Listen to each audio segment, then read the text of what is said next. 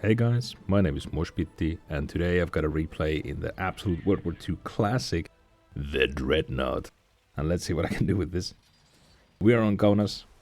It is a tier 8 game, it's Encounter. Tier 8's fine, I was hoping for a top tier game obviously. You always do with the Dreadnought, but tier 8s are totally fine. I am running this with Advanced Loader, the Ammo Swapper, I forget its actual name, and I believe Optics. You don't have to use optics. I really hate being outspotted, so I'm using optics. The Dreadnought. If you don't know what this is, it's basically a tier 7 version of the KV-2. Just like the KV-2, it's got big honking derp gun. Though this one's actually pulled off of a TD, so it's not as bad as the actual KV-2. The AP is fine. The heat is excellent. High explosives are fantastic as well. But it still does suffer from the same issue as the KV-2, which is when you're on the move, the gun has massive spread. Like, it is really hard to hit moving targets, rather on the move hitting targets. As you can see here, I get into position, I line it up, and I fire, and I completely whiff the T-71DA with the HE. And yeah, I'm having a bit of a bad day. That's why I jumped on the Dreadnought, tried to have some fun. Immediately missing shots. I'm kind of fuming here. So whenever I miss shots, I'm gonna have to like take a pause and breathe. Line this one up as well. Go for only the tracks. Really not having that fun I was hoping for, but that's fine. It's just the first 2 shots of the game. There's a lot of time left. It can only get better from here. So I get my composure back and I start doing what I do on Kaunas, which is if you get the south spawn like this, I try to get to this position. Doesn't matter what tier I'm playing. I think that was a missile. Yep, there we go. Calliope is firing here. I try to get to this position, and I try to spot any enemies crossing, as we're gonna do just here. You're gonna see exactly what I mean, like that. And even if you don't see any enemies here, that's totally fine. That means you get to be aggressive. If you see any enemies here, it's pretty easy to still withdraw into cover like I'm doing here. Maybe have your team shoot at them like they are doing here. So, try this play for yourself, see how it pans out, and come shout at me if it doesn't. You can blame me. Take out a T-150 with ease with the Dreadnought. Unfortunate for him. This kind of distance is where I personally feel like the Dreadnought excels at. Like, yeah, it's a heavy tank, it's got this big honking gun, and it is a derp gun, so you kind of want to be up close. Reflexively, like, you intuitively want to be up close with it. But honestly, because you've got such poor armor, and you have such massive reloads, I feel like it's best used at mid-range, be a bit of a support tank, be a bit of a sniper. You can see, like, I saw where that Tiger Porsche is. I know it's low health. I'm the one who put it there. So I line up a high explosive, take a shot. Again, this is the perfect range for the Dreadnought, because I stay unspotted until it's too late to even spot me. Finally having some fun, right? Like, now we're having fun. Now we're memeing around with the Dreadnought. But the action's kind of dying down, so I'm going to try to push in and get some more targets. Our team is also on the flag, so we know we've got pressure on the Reds. They basically have to move in. You know, at this point, they're already down 3 tanks. The flag is singing, you know, it's looking great for us. So we get to be a bit more aggressive here. But then we fight an ISM. Oof, a top tier ISM is like a god tier heavy tank. The ISM can hold its own against tier 10 if you side scrape. The ISM side scraping against tier 8s is basically an immovable object. And we're aware of that, so we try to push around it. But we also see that if I really try to press on the ISM, he actually is going to have some cover from this Italian TD. So unfortunately, that's a no-go. We're going to change our plan. We're going to push to the right, help our team fend off any defenders of the cap.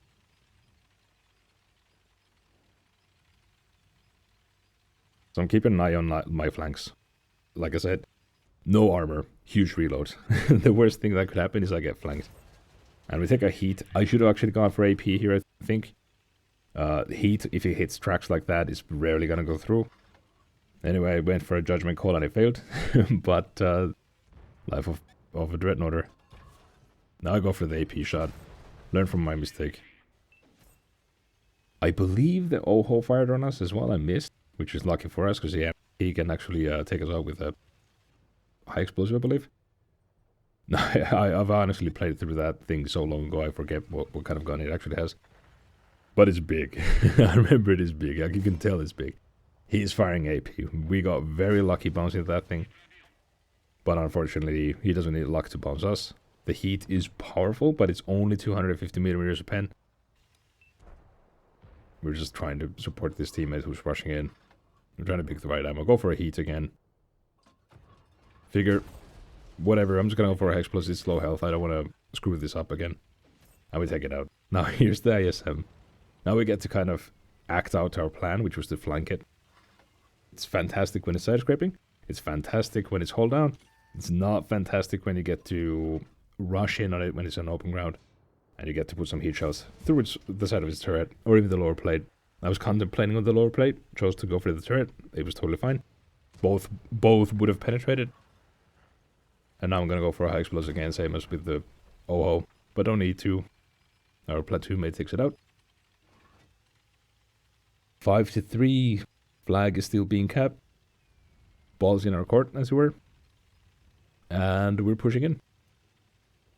I'm checking out the health of my teammates who kind of want to know what you're dealing with. What kind of,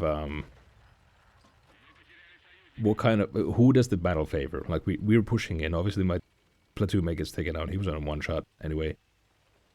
And I knew that without looking because he told me so. Oh no, we missed the bug horror. Our teammate doesn't have enough health to duel it to death. Would have been fine if I hate my heat. And I don't. The T-34-3 does get one shot in, but like I said, it's not enough to duel this thing to death. I tried to go for a very optimistic shot on the turret with it, or rather bounce it.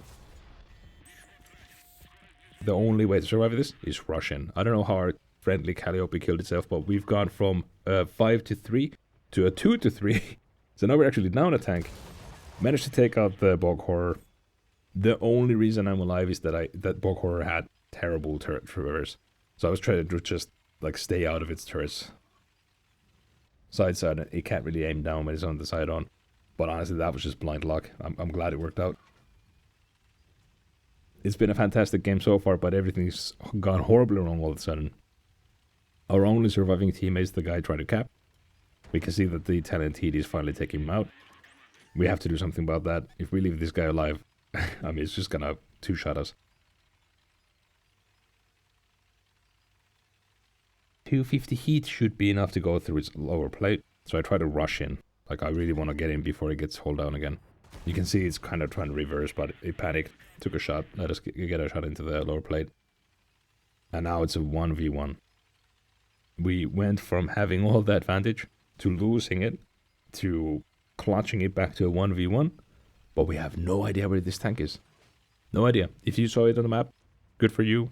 Even watching this replay, I forgot to look for it. So I actually have no idea where this guy is. And at the time, I had even less of an idea. But it's going to take us forever to find this tank. So what I'm going to do is I'm going to put the timestamp on the screen. You're going to see it right now. Skip to that if you just want to see the riveting ending to this battle. But if you want to just let the video play out and listen to Radio Mosh for a few minutes, well, be my guest. So, it's been a long time. I haven't made videos in a long time now.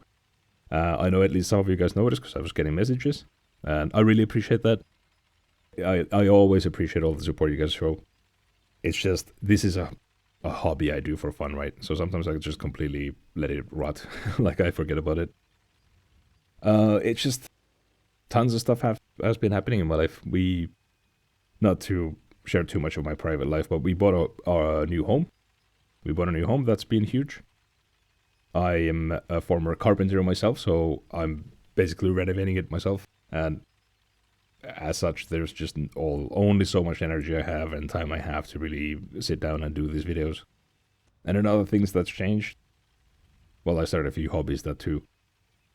So I play less overall, but my attitude towards the game has changed pretty drastically. I haven't looked at my stats on third-party sites for years now. Like, I don't care about WN8 and all that, for instance. I don't even know what my win rate is, none of that. But I used to really appreciate marking tanks. And I kind of moved away from that as well. I've just started to take the game more casually. I just play for the pure enjoyment of it, not for the performance. I'm not focused on getting these badass replays to share on YouTube, like that was a thing I did for a while. Now I just play to have fun. Sometimes I get really good games, but a lot of the time I just forget to record them. And even when I have these replays, I've got a dozen replays on my computer right now, and I can try to put some commentaries on these, but it's just gonna take a while for me to like find the